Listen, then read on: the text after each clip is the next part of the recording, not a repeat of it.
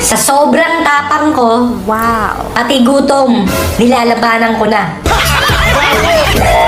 Through every up and down, I promise to stay with you. Wala naman talagang malinis na tao, pero mga nagmamalinis madami. Lahat tayo may dumi. Ano naman ngayon kung nagmahal ang gasolina? Kayo nga, pag nagmamahal kayo, ayaw nyo pinapakialaman kayo. Ano ang pinakamatandang eskwelahan sa Pilipinas? Tigilan mo nga yung kakasabi ng ini-evil eye ka. Day walang nag-i-evil eye sa'yo. Ikaw ang evil. Lahat ng problema kayang lampasan.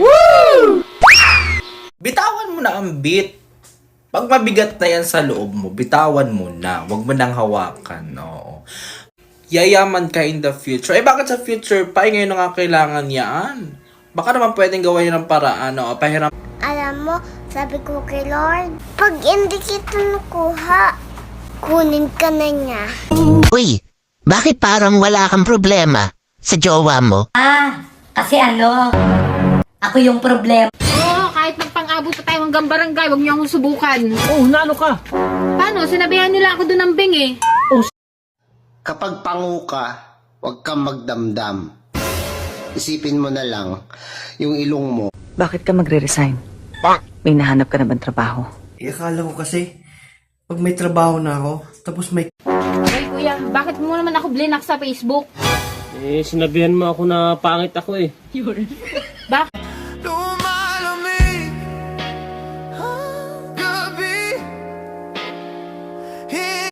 Ang buhok, rebanded. Ang damit, branded.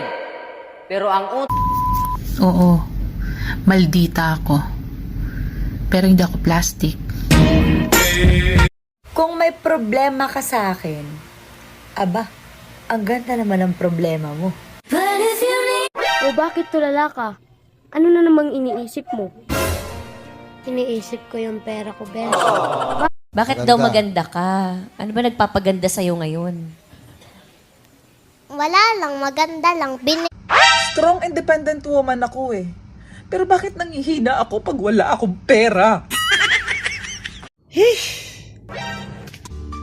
Mahirap talaga kapag mag-isa ka lang. Ano magandang alagaan?